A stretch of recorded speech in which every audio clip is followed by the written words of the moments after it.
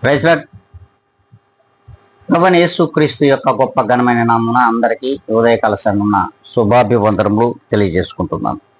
ఈ దినం దేవుడు మనకిస్తున్నటువంటి ఒక మంచి వాగ్దానం, ఆ వాగ్దానం చేత దేవుడు మనల్ని నడిపిస్తూ ఉన్నారు.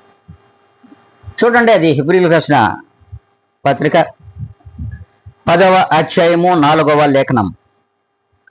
ఎడ్ల మేకల యొక్కయు రక్తము పాపములను తీసివేయుట అసాధ్యము.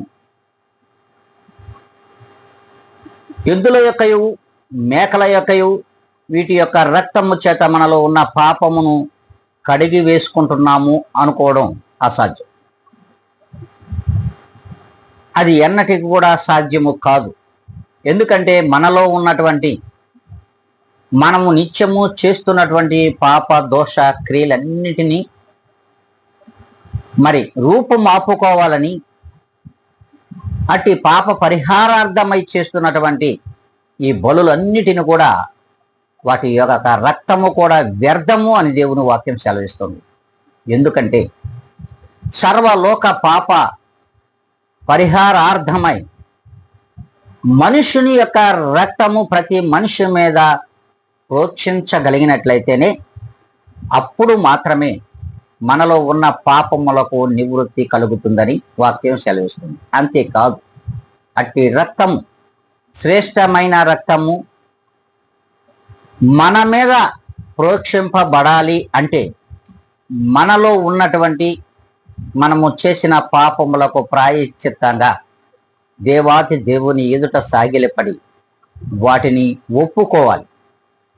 ఒప్పుకున్న తరువాత మాత్రమే దేవుని యొక్క రక్త ప్రోక్షణ మన మీద ఉంటుందని దేవుని వాక్యము సెలవిస్తుంది.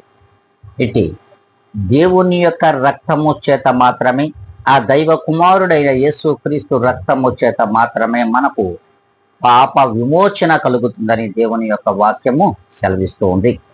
మరి అట్టి శ్రేష్టమైన రక్తము కొరకు ఆశపడే జీవితాలుగా మనం ఈ లోకములో ఉందామనుకుంటే, అట్టి రక్తము చేత మన పాపములను మనము కడుక్కుందాము అనుకున్నట్లయితే ఇప్పుడే తలలో ఉంచుకుందాం, ప్రార్థనలో ఏకీభవిస్తాం.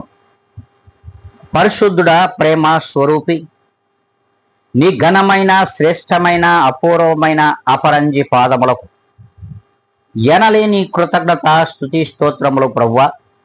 నీవిచ్చిన ఈ గొప్ప వాగ్దానమును వీక్షించుతున్న ప్రతి ఒక్కరిలో ఫలింప చేయుటకు గాను వారికి వినగలిగినట్టు చెవులను దయచేయమని, గ్రహించగలిగినటువంటి హృదయాన్ని వారికి దయచేయమని బ్రతిమలాడుకుంటూ, మీ కృప కొరకు ఎదురు చూస్తున్న బిడ్డలందరినీ మీ చేతులకు నేను అప్పగిస్తూ, ఇదిగో నాయన, నన్ను నేను అతి మిక్కిలిగా తగ్గించుకొని మీ పాదధూళిని యేసుక్రీస్తు నామమున అడిగి వేడుకొని ప్రార్థిస్తున్నాను మా ప్రియ గొప్ప పరలోకపు తండ్రి. ఆమేన్.